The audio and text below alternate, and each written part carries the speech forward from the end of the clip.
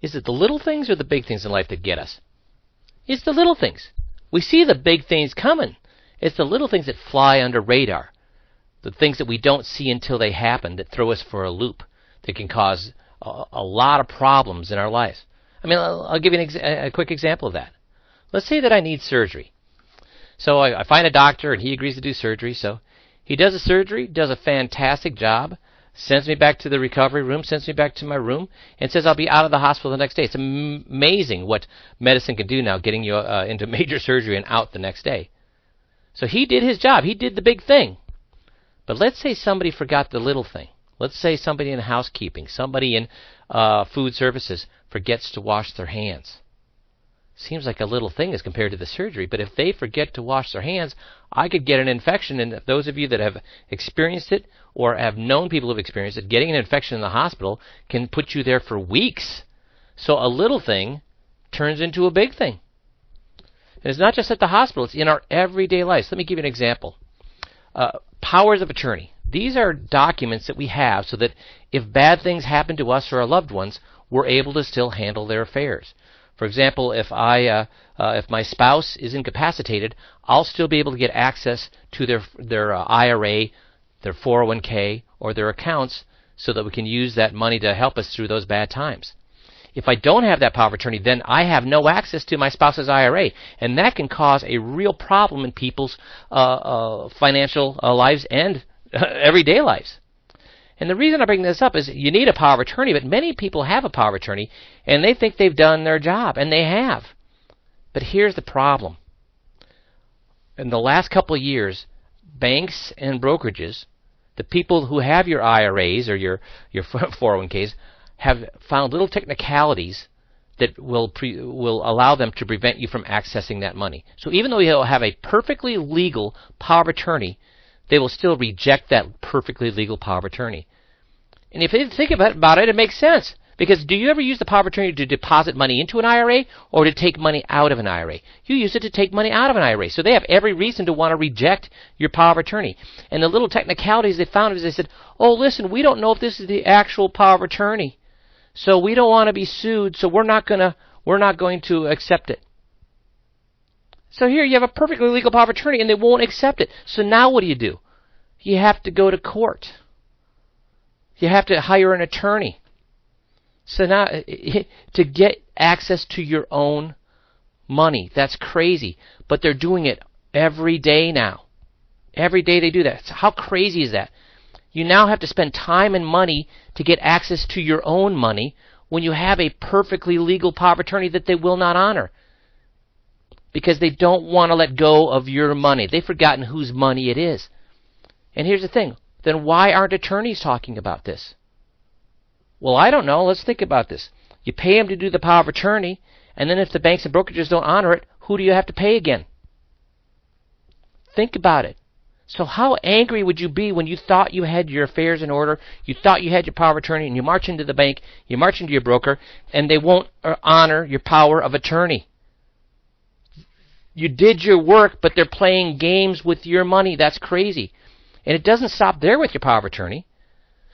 Did you know that the Social Security Administration, the Veterans Administration, the IRS will not honor your power of attorney unless you have specific language that they require in that power of attorney? And what do you think the likelihood that the Social Security Office, the Veterans Administration, the IRS, all government agencies all use the same language? You're right. They don't. It's all three separate languages. And guess how many powers of attorney have any one of these languages, let alone all three? Virtually none. And you will need your power of attorney to deal with the Social Security Office or the Veterans Administration or the IRS if a spouse becomes incapacitated. And if you don't, you're back to the courts. You're back to the hiring an attorney. See, it's these little things that can really get you.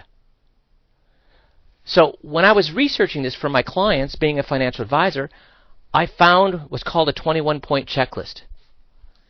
And it's things that are going to disappoint you, irritate you, and make you darn right angry when you look at these things that have been forgotten. These are 21 things that our advisors forget. Our advisors don't notice because they're under the radar.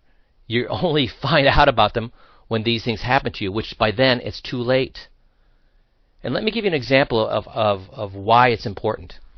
Let's say that my daughter just graduated from college, and she gets a job 1,500 miles across the country. So I'm going to be a good father and get a little perk for being a good father. So I'm going to give her my 10-year-old car so I can go out and buy a new car. So when I give her the 10-year-old car, my wife says, well, you better bring that to the mechanic because she has to drive all the way across country to get to her new job. And I say, no. That car's been great for us for 10 years. We don't need to get it to take it to a mechanic. All he's going to do is tell us all sorts of things are wrong with it and want to get it. And the wife says, well, if something's wrong, we need to get it fixed. I say, no, I just took it for a tune-up last month. It's running great. We don't need to take it for a checklist. So I don't take it for the checklist. And then my daughter takes off, and we get a call at 2 in the morning, and she's stuck in the middle of nowhere. So now what am I thinking? Oh, my gosh, I should have got that checklist done. See, when you do a tune-up, they're looking simply to tune up the car. They're not looking for things that could actually go wrong. And now I've got to fret about, oh my gosh, how am I going to help my daughter find a mechanic? She's out there by herself. I'm worried about her safety. But we get that taken care of.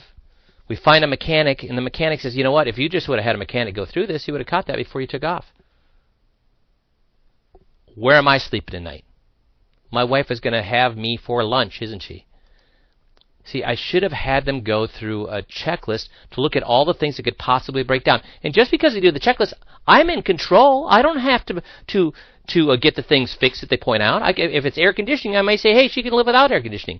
But if something's going to cause her danger, worn brakes, a tranny that could fall out, whatever, I'm going to get those things fixed. It's something I need to know. When I have that information, I'm in control. And that's what the 21-point checklist does for you and your finances. See, you all have good advisors. You have good attorneys, I hope. You have good bankers, good financial advisors, good insurance agents, good accountants. And they do pay attention to the big things. Because we all pay attention to the big things. But they miss the little things. These 21 things that the U.S. Treasury, the United States Library of Congress, the U.S. Consumer Protection Bureau, they all said Americans need the information in the 21-point checklist, and virtually no Americans have that information. See, the system is working against you. They keep the little things below radar so you don't know about them until it's too late, and then it costs you money, time. So you have good advisors, and they're catching the big things, but there are little things that are on the radar that you don't miss that the 21-point checklist covers for you. So I'll give you some examples. These are 4 examples that aren't even on the 21-point checklist. This is in addition to the things that are in the 21-point checklist. Missing Social Security benefits on top of your normal Social Security retirement. Many people don't realize they can actually get 2 Social Security benefits in retirement, and they don't even know about it. Needlessly paying taxes on your Social Security income. Virtually nobody knows that they can opt out of paying taxes on their Social Security income. Did you know that insurance companies have snuck clauses in where they won't pay for the replacement cost of your roof anymore? So you may have to replace your roof and they'll only pay $2,000 out of the $12,000 bill. Did you know they've done that in the last couple of years? And most people don't even know, and it happened right under their noses. Did you know that banks aren't telling their customers about a simple form that will double their protection, and it's for free? Just all you have to do is ask the bank for it. So these are 4 things that aren't even covered in the 21-point checklist. Just think of the 21 things that are out there that people don't know about. And not knowing about it is a dangerous thing because they're going to sneak up on you. They fly in under radar, and by the time they happen to you, they throw and turn your life upside down. And by then, it's too late to take care of it. Just like my daughter going across country. See, the big things, you can see them coming from a mile away. You can see those things coming from 5 miles away. That's why everybody watches those things and takes care of those things. But it's the little things that can cause problems. If you remember the Challenger catastrophe, the Space Shuttle Challenger that blew up, what caused that? They had all the big things right, but it was a little $6 O-ring, out of this hundreds of millions of dollars of equipment and training, etc., that caused this tragic event. A $6 O-ring, the little thing that flew under the radar. And it's the same thing with our finances. See, the 21-point checklist puts you in control. By knowing the 21 things and those other 4 little things that I showed you, by knowing that these things exist, and then choosing what you want, because you're in control. You can choose what you want to fix and what you don't want to fix, but at least now you know, and you can make informed decisions. That's what puts you in control. That's what puts you in control of your finances. That's what puts you in control of your future. And it prevents ugly surprises from turning 30 or 40 years of hard work upside down. So don't get caught by in a situation where something flew in under radar. These little 21 things and the other 4 things that I showed you that flew under radar and catch you by surprise and turn all your hard work upside down. Find out about it before it happens. Get your financial advisor to do a 21-point checklist for you as soon as possible.